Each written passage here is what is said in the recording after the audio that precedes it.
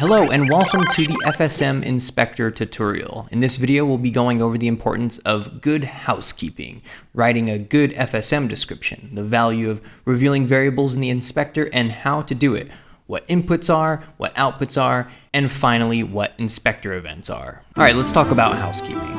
Housekeeping is something we all really need to do. It's an essential part of modern, civilized life.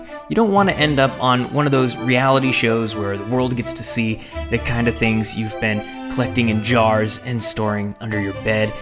You want to have good hygiene. So it goes in making games. You want to make your system clean and organized. You want to be able to more easily navigate your creations. You don't want to be digging around to find that one thing that needs changing. All of this is especially true if you're working on the same project with other people. If you're using a really personal or otherwise subjective way to label things in your game, it's going to be impossible for a teammate to work effectively without constantly asking you, "What's this? Where can I find that thing?" So just because you used to be the fastest runner in your 3rd grade class and like 2 people called you Quick Shoes Willie, doesn't mean you should name the variable that controls player speed QS Willie. I mean, come on, just name it player speed. Here's the part where you get that one person who says, "I work alone, so I don't need to worry about any of that." Well, first of all, it's not uncommon for solo projects to then hire a helping hand or two. If your game is a hit and you have the opportunity to port to some other platforms, you're gonna want some help, and they're gonna want a base they can understand. And look, even if you don't end up working with somebody else, do it for future you. Love yourself a little. It's okay. Don't mindlessly create systems with vague labels and descriptions.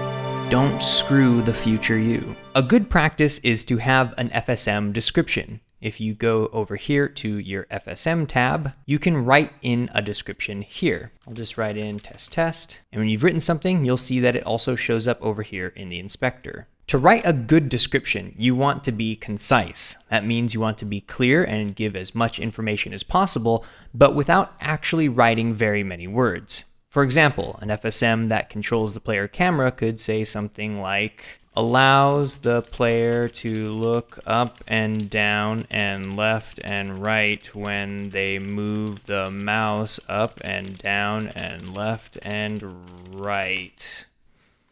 I mean, yeah, that's all true, but over time, descriptions like this will eat away at your time and energy and your life. A more concise description would be controls player camera. This example might be a little simple and obvious, but you'll be designing FSMs with more nuance, and understanding their functions at a glance will be increasingly more important. In this scene, I have a simple player controller.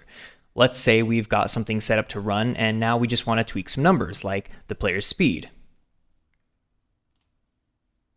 Here's where the variable is used, and we can edit it from the Variables tab. But if we're just making some tweaks, then we don't need these windows right now. So what we could do is reveal the player speed variable in the inspector. First, you select the variable, and then down here, you check input.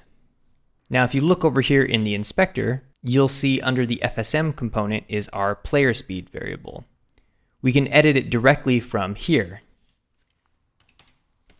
And you'll see that it changes over here at the same time. If there are actions that change this variable during runtime, it will be reflected in the inspector as well. You'll see that you also have the option to label a variable as an output. Input variables are variables that you feed into FSMs and then used by actions in those FSMs.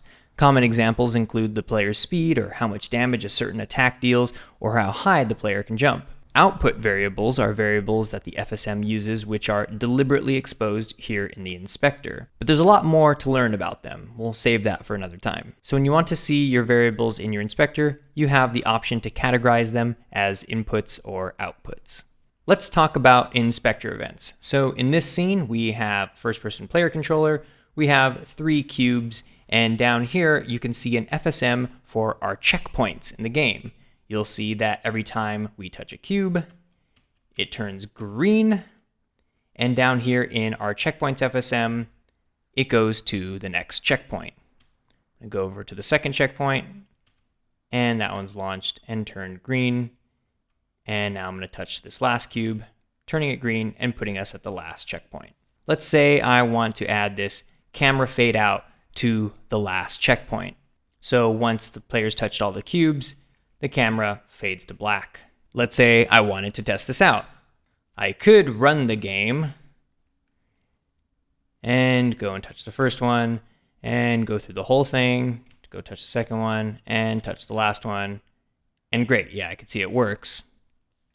But imagine having to do that every time you added something. Or imagine doing that even a couple times, but in a much longer sequence of events. That is a huge time suck. Instead, you could use inspector events like this. If you navigate over here to the FSM, go to the Events tab, and find the event that gets fired off for every checkpoint, which is this next event in this case, you can click this Inspector button, and you'll see up here that we now have that next event in the inspector. So now if I press play, instead of having to go to each cube to get to the end, I could just click this Inspector event button, which will eventually take me to the end.